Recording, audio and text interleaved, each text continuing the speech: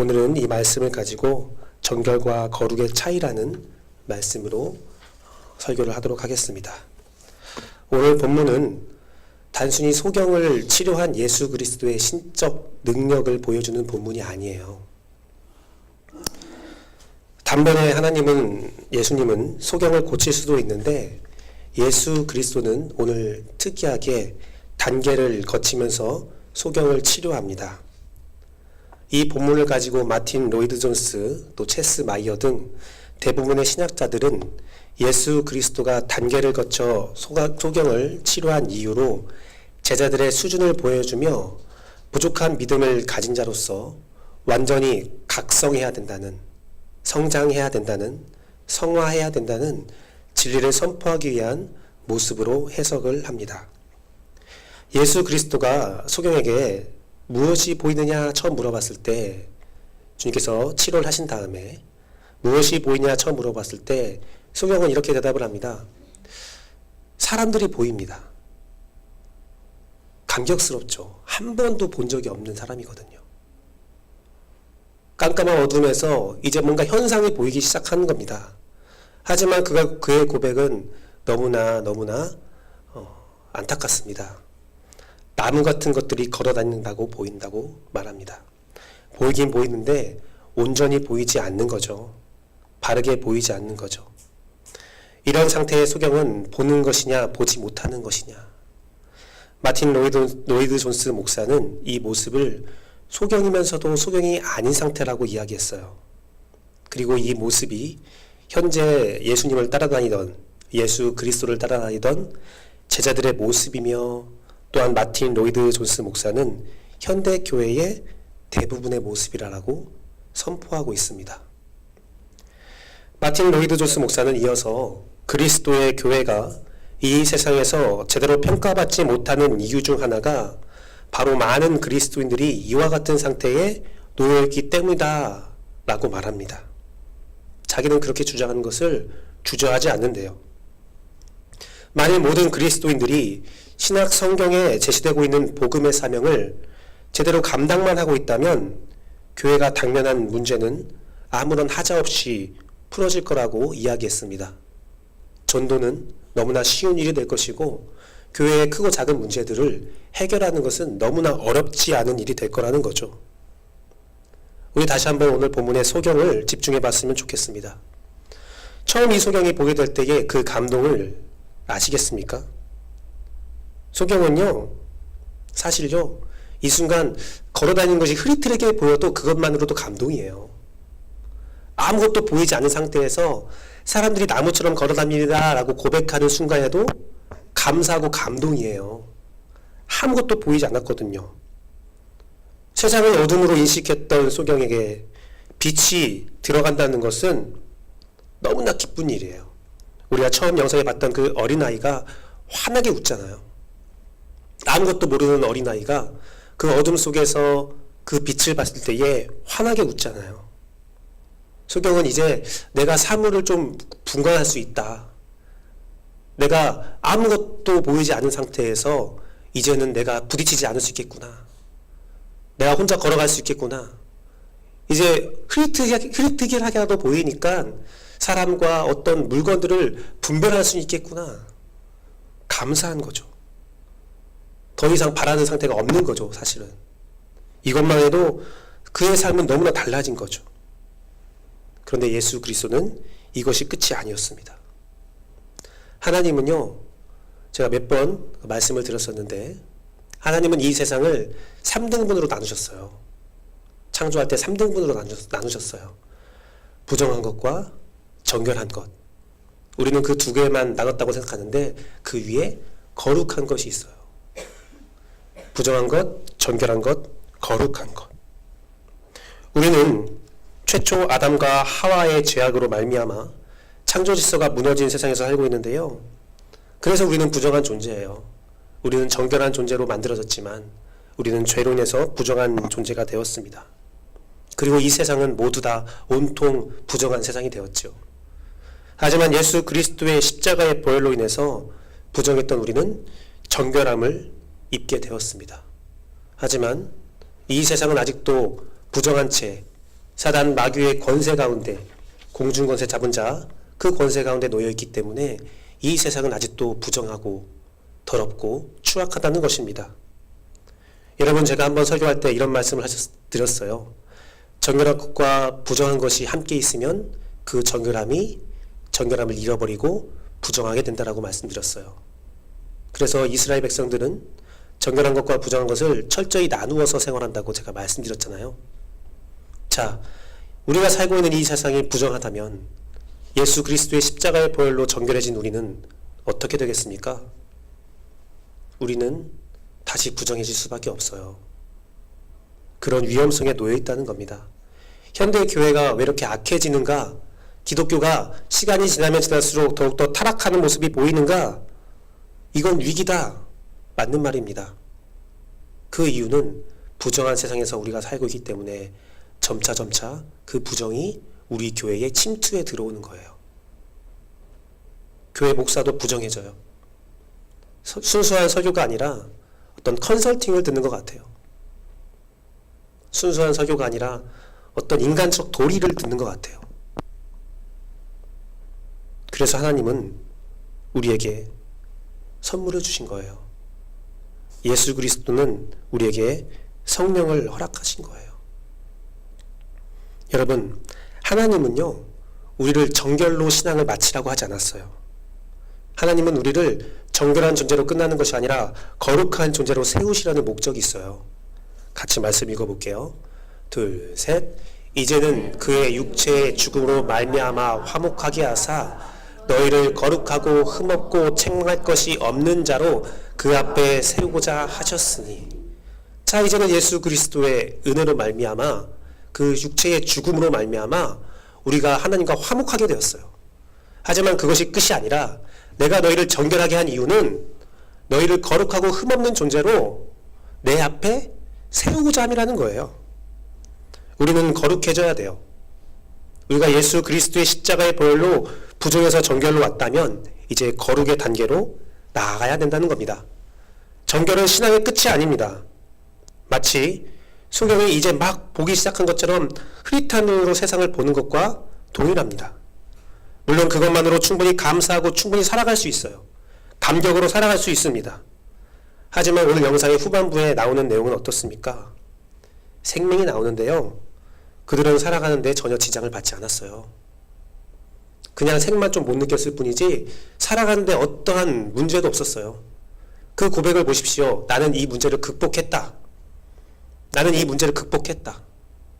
그리고요, 그 안경을 줄 때요, 다들 그 안경을 받았을 때 표정이 어떠합니까?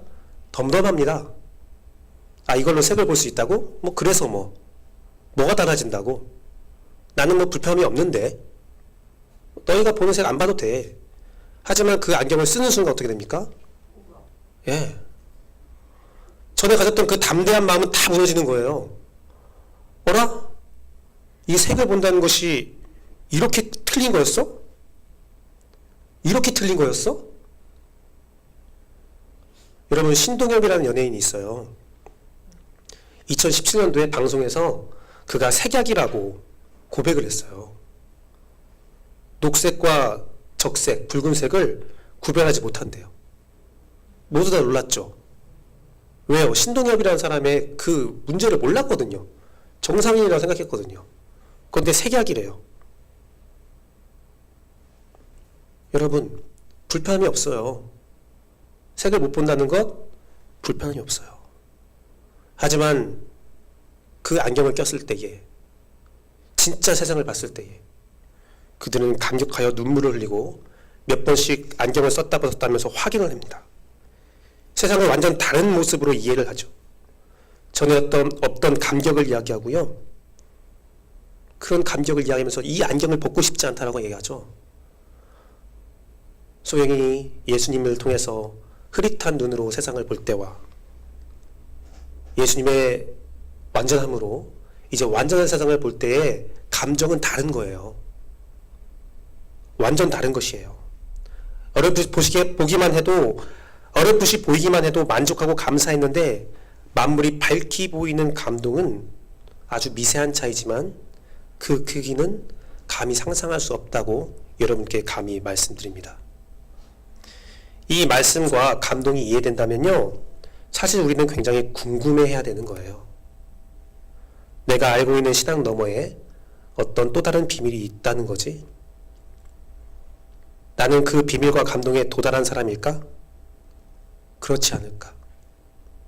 내가 예수를 만난 것, 예수 그리스도를 만난 것에 대해서 충분히 감격하고 감사해 하고 있는데, 앞에 목사님은 그 이상의 것들이 있다라고 말하는데 그게 무엇이지? 나는 지금 흐릿하게 보는 사람인가 아니면 명확하게 보는 사람인가 확인해보고 싶다라는 궁구점이 있어야 돼요. 마틴 로이드 조스 목사는 너무나도 놀랍게도 사람들은 이러한 일에 궁금해하지 않는다고 했어요. 예수 그리스도의 무엇이 보이냐는 질문에 사람들은 나는 잘 보이는데요? 라고 대답한다고 합니다. 그러나 대부분의 사람들은 지금 사람을 걸어다니는 나무로 보면서 자기가 잘 보는지 잘 못 보는지 모르고 대답한다고 합니다. 예수님께서 소경에게 보이느냐라고 물어봤을 때 소경은 이 상태가 잘 보이는 상태인 줄 알았어요. 다들 이렇게 보는 줄 알았어요. 전혀 자신의 문제점을 몰랐다는 겁니다.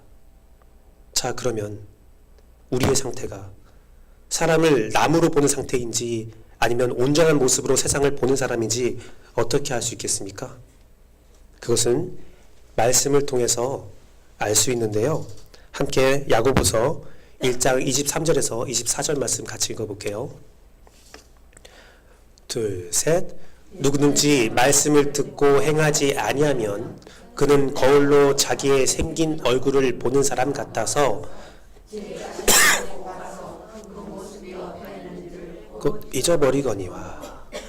말씀을 듣고도 깨달아도 그것이 어떤 의미인지 알아도 행하지 않는 사람, 세상을 살면서 말씀을 잃어버린 사람처럼 사는 사람, 예수 그리스도를 믿고 구원을 얻었지만 세상 사람과 전혀 차이가 없는 모습으로 살아가는 사람, 그럼에도 불구하고 자신의 문제를 인식하지 못하고 시인하지 못하는 사람, 그 사람은 보이긴 보아도 온전히 보지 못하는 사람입니다.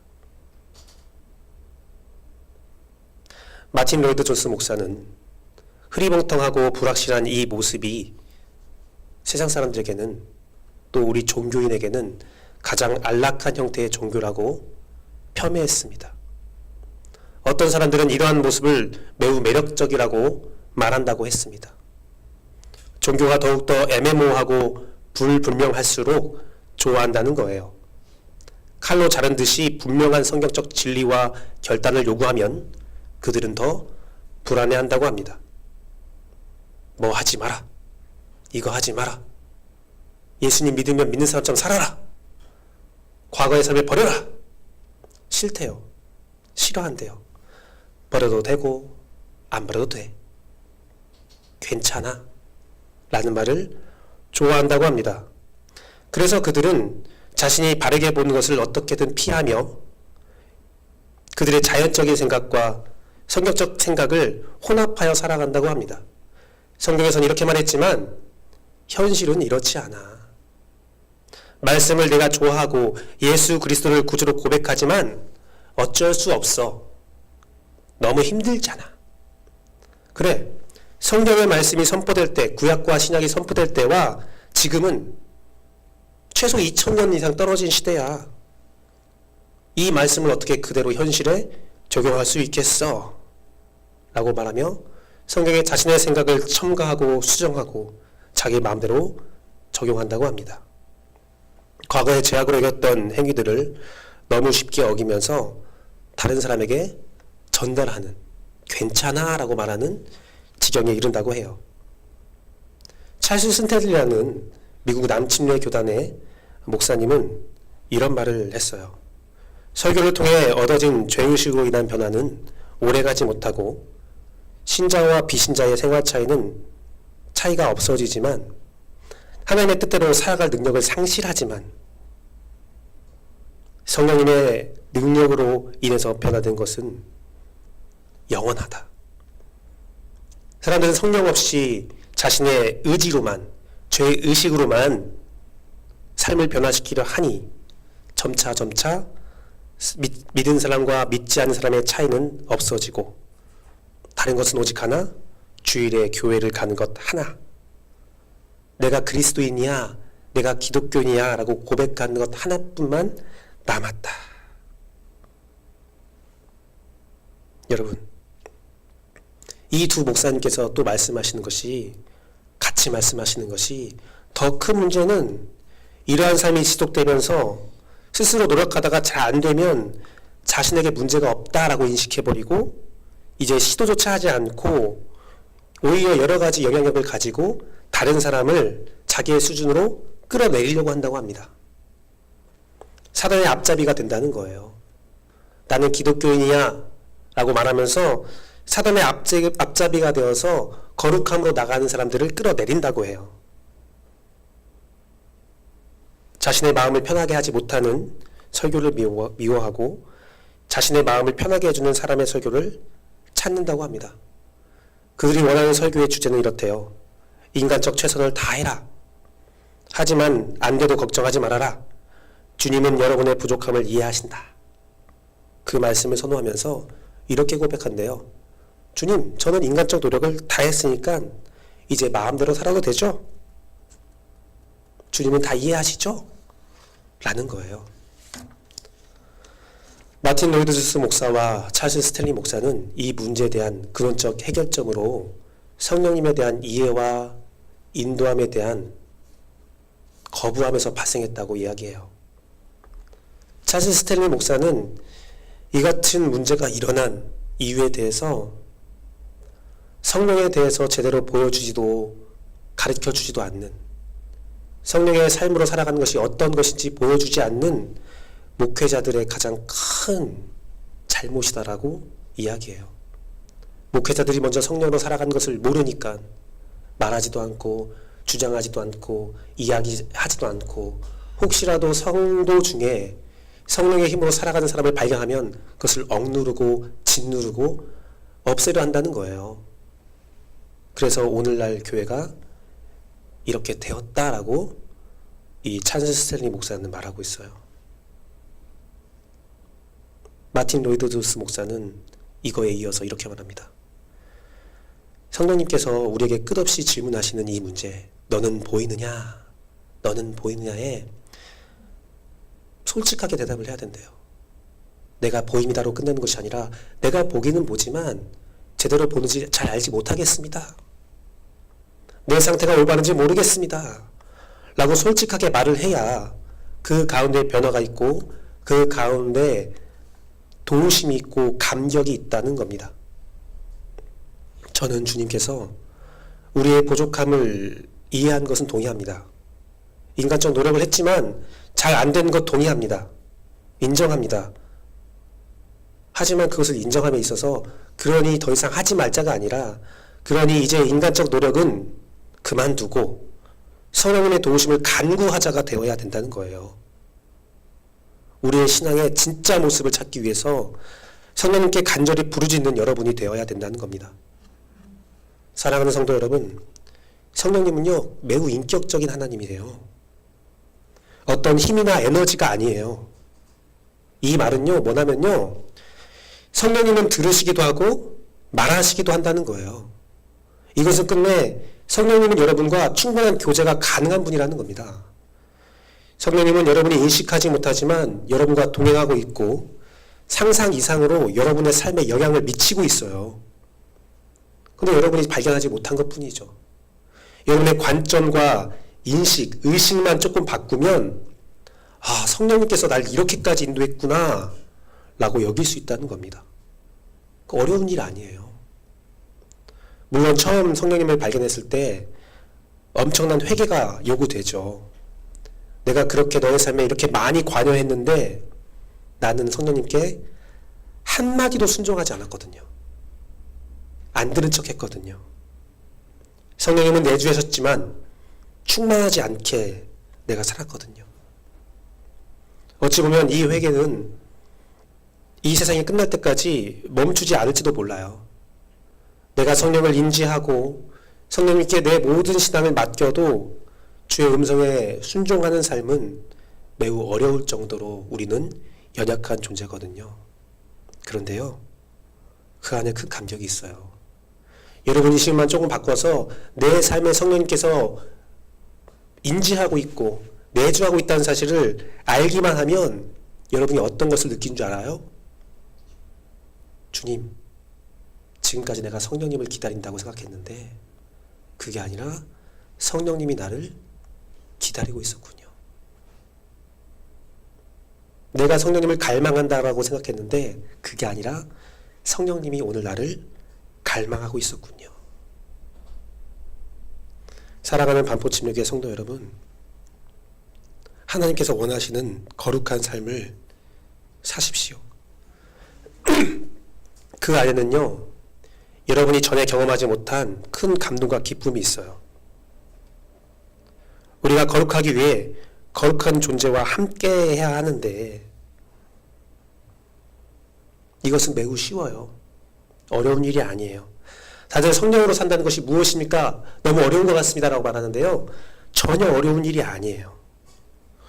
고린도전서 6장 19절 말씀에 어떤 이는 나에게 은사가 없으니 고린도전서 6장 19절 말씀에 여러분의 몸은 여러분이 하나님께로 받은 여러분 가운데 계신 성령의 전인 줄 알지 못합니까? 라고 물어보는 게 있어요. 이미 우리에게는 성령님이 계신 성령의 사람이라는 것을 여러분이 인식하는 것이 첫 번째 발걸음이에요. 여러분 성령을 받으라는 말에 토저 목사는 이런 말을 했어요. 성령을 받는 것이 아니다. 이미 너의 안에 있는 성령을 깨우는 것이다. 인식하는 것이다. 저는요 감히 고백합니다. 이 안에 성령이 없는 사람 없어요. 다들 성령의 내주하심이 있어요. 여러분, 어떤 이는요 나에게 은사가 없으니 성령이 함께하지 않는다라고 말하기도 해요. 성령님의 역사는 은사를 대동하기도 하지만 그렇지 않기도 해요. 성령님은 은사를 통해 행하시는 것은 우리를 인도하고 예수 그리스도를 증거하고 죄가 무엇인지 알게 하고 죄로 살면 심판받는 것을 알려주시죠. 그리고 우리에게 경고하시죠. 그리고 우리를 위해서 중보하고 있답니다. 그런데요, 은사가 없어도 이와 같은 일들은 충분히 일어날 수 있다는 거예요. 이러한 일들, 내가 죄가 무엇인지 알고 주님 앞에서 죄를 회개할 수 있다면 여러분은 이미 충만한 성령의 인도함을 받고 있는 겁니다. 저는요 오늘 말씀을 통해서 성령 없는 것들아 비방하고 싶은 마음이 없어요. 그동안 우리들이 헛살았어 라면서 여러분을 비난하고 싶은 마음도 없어요. 나는 너희보다 더 많은 것을 보았으니 나는 더 훌륭한 사람이야 라고 주장하고 싶은 마음도 없어요. 제가 이 말씀을 전하는 이유는 딱 한 가지입니다. 우리가 다 동일한 예수 그리스도로 귀한 그 보혈의 피로 정결함을 얻었다면, 새 생명을 얻었다면 우리가 동일한 성령님을 가지고 그 성령님과 교제하며 동일한 감격으로 거룩을 향해 나가야 되지 않느냐, 이 말씀을 드리고 싶은 겁니다. 지난주 우리는 부활주일을 맞이했습니다. 부활주일 이후에 50일은 오순절이라는 절기를 보내고 있습니다. 그리고 오순절이 끝나는 날은 성령 강림주라는 절기가 있습니다. 이 오순절, 성령 강림절, 여러분들은 얼마큼 알고 계신지를 돌아봤으면 좋겠어요. 오순절은요, 성령이 강림한 사건인데 구약시대는 어떤 사건이 있냐면 오순절에 십계명을 받은, 율법은 받은 날로 기념하고 지키고 있어요. 그러면 구약시대에 율법을 받은 날 성령님이 오셨다는 것은 어떤 의미입니까? 유월절에 예수 그리스도가 십자가에 달리신 것은 유월절의 제물, 죄사함을 예수 그리스도로 치환되었다는 것을, 영원한 제사를 드렸다는 것을 의미한다라고 한다면, 오순절에 성령이 오셨다는 것은 이제 우리의 율법은 성령의 법으로 바뀌었다는 것입니다. 그래서 사도 바울은 이렇게 말하는 거예요. 옛날의 율법의 법으로, 사망의 법으로 살지 말고 성령의 새로운 생명의 법으로 살아라. 우리는 이제 성령으로 살아야 된다는 겁니다. 여러분, 에덴이 있잖아요. 하나님이 처음 창조한 완벽한 세상 에덴, 그 평화의 에덴, 거기에요 2가지 나무가 있었어요. 그 중심에요. 생명나무와 선악을 알게 하는 나무. 하나님이 만드신 완전한 창조 질서 가운데 2개의 나무가 중심에 있는 겁니다. 즉 이것은 무엇이냐면 하나님의 평화에 가기 위해서는 우리의 삶에 2개의 나무를 중심에 세워야 된다는 겁니다. 첫 번째 나무는 무엇입니까? 생명나무 예수 그리스도를 통한 구원이에요. 정결함이에요. 그렇다면 남은 나무는 무엇입니까? 선악을 분별하는 것. 분별의 영, 성령님이라는 거예요. 여러분이 예수 그리스도를 통해서 정결을 이뤘다면 그것 또한 감격스럽고 새로운 세상이 열린 겁니다. 하지만 이제 우리는 주님께서 우리에게 허락하신, 예수 그리스도를 통해 허락하신 성령님을 통한 삶을 살아간다면 완전히 다른 삶을 살아갈 수 있는 겁니다. 완전히 다른 감격으로 살아갈 수 있는 겁니다. 저는 여러분들이 그러한 감격을 누리기를 원해요. 그 감격이 무엇인지 궁금해하고 물어보고 그 방법이 무엇인지 알아가고, 왜 사람들이 성령을 조금이라도 느꼈던 사람들이 왜 성령 하는지를 궁금해하는 여러분 됐으면 좋겠어요.